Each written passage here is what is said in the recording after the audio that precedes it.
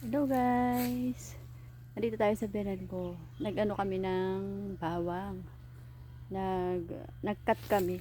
Ganito siya oh. Ito. Bali, wala na siyang tangkay, diba? Ayan. Tinapos namin. May mga natira kanina. So, ayun. Natapos na namin.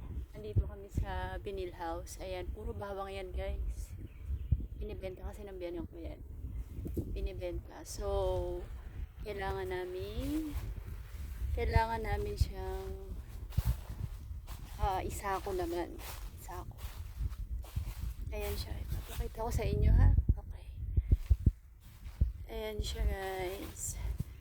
Kaya naman siya nandito kasi ano namin siya pipilian namin yung large, medium, saka small. By sizes siya isasako. Kasi iba-iba yung price nun.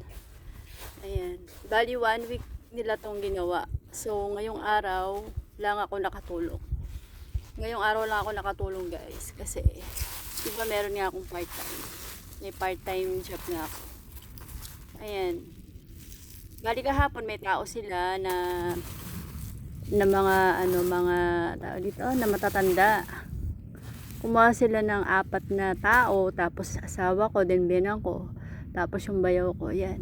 Ayan, natapos nila, halos natapos nila. Tapos yung ginawa ko ngayon is, yung natira na lang. Ayan siya. Tapos kanina, itong nakikita yung black na yan. Ginawa namin ng asawa ko.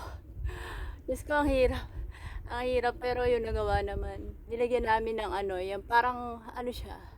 Hindi ko parang tela siya or parang net na black. At kanina wala siya, ayan. Nilatag namin 'yan.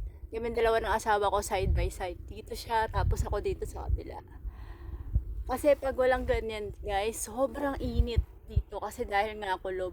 Although meron siyang butas, meron siyang konting awang, mainit yung singaw. So nilagyan namin yan, yung black na yan, yung black nilagay lang namin kanina. So tara, ipapakita ko sa inyo sa labas yung taniman ng bawang. Yung ganyan ko pala natutulog ngayon kasi sobrang pagod kasi. So yung asawa ko bumili siya ng net, kaya wala pa kaming gagawin. So yung bilang ko is tulog ngayon. Lalabas tayo, papakita ko sa inyo yung ginawa namin. Yung natira, yung mga natira. Hindi pa kasi nahahakot. Hindi pa nahahakot yung iba. May mga natira pa sa labas. So, titingnan natin. Tara.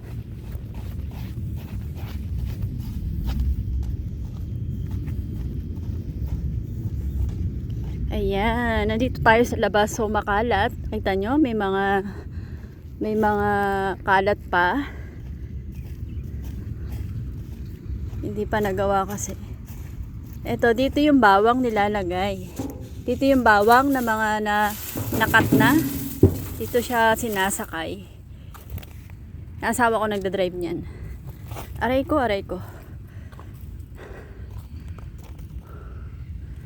Tapos dito naman siya nilalagay pag nakat na. Ayan, ito naman ay sibuyas, hindi pa na-harvest. Pwede na i-harvest yan, kaya lang hindi pa na-harvest. Ito yung mga lalagyan ng bawang kapag nakat na. Ayan, bali aayusin pa yan. Then tong mga kalat is ililikpit. Ayun lang guys, ayan, taniman ng biyanan ko yan. Pero yung dulo na may ayan, hindi sa amin yan, sa ibang tao. Tapos itong mga puno, may mga puno, sa biyanan ko din to. Pero ito pinarent ng biyanan ko kasi kung tataniman namin, sobrang laki, hindi namin kayang trabahuhin. So, pinarent niya sa ibang tao. Kaya, nakakatanggap lang yung biyanan ko ng pera monthly sa taong nagre-rent nito. Yan. Hanggang doon sa may sasakyan, sa biyanan ko yan. Ayun lang. Tapos, ayun yung truck ng asawa ko. Tas bahay ng biyanan ko guys. Ayan, hanggang dito sa biyanan ko to. Etong may yellow na aray na yellow na ano tawag dito? The tray. Ayan. Hahakutin namin yan. Ayun lang guys. Inikot ko lang kayo. Ayan, sabihan ko yan. Inikot ko lang kayo dito guys. Salamat sa pagsama. Thank you.